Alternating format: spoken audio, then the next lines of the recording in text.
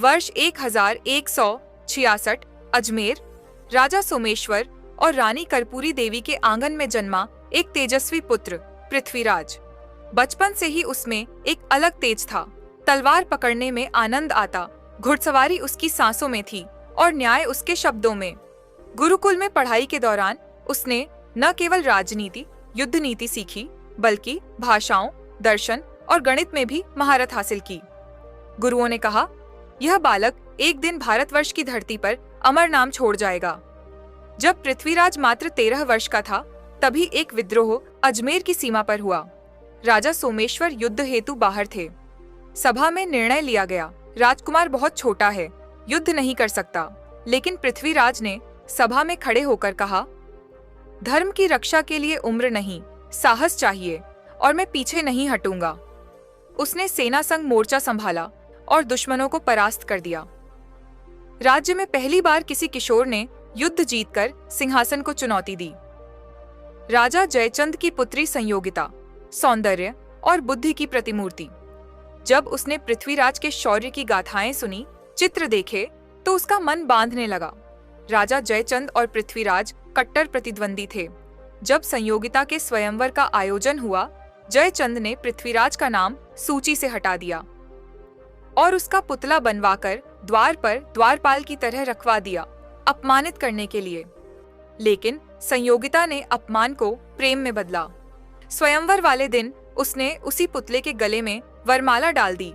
भीड़ में से अचानक निकला एक योद्धा, स्वयं पृथ्वीराज। वह संयोगिता को घोड़े पर बैठाकर निकल गया। राजाओं के सामने, जनता के सामने, इतिहास के सामने। ये प्रेम नहीं था, ये प्रतिरोध था। दिल्ली की गद्दी पर बैठते ही पृथ्वीराज ने पहला आदेश दिया, राज्य में न कोई भूखा रहेगा, न अन्याय से दबेगा। वह प्रजा का प्रिय बन गया।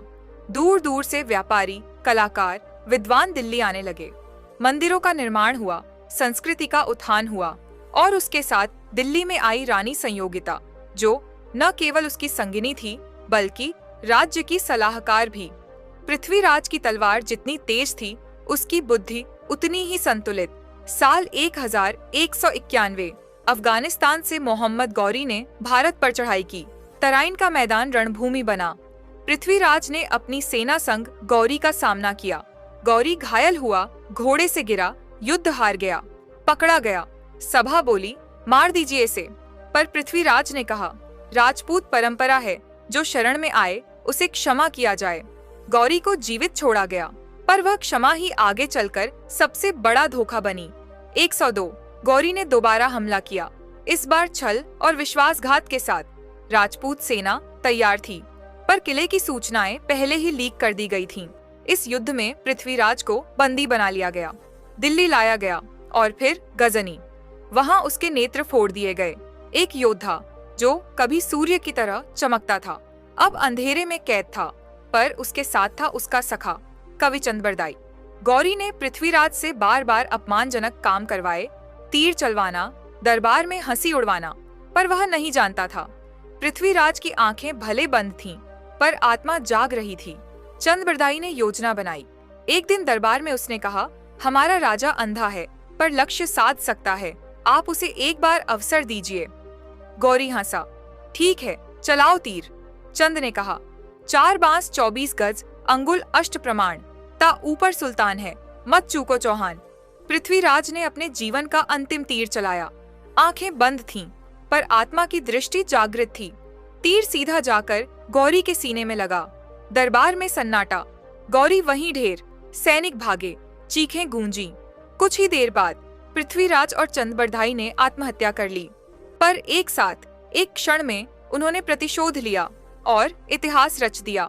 आज भी जब राजस्थान की धूप में धरती तपती है, तो लगता है जैसे कोई अंधा शेर फिर से दहाड़ रहा हो। राजा वही होता है जो आंखें खोकर भी सत्य देखे, जो प्रेम के लिए लड़े, न्याय के लिए जिए और स्वाभिमान के लिए मरे। उसका नाम था पृथ्वीराज चौहान।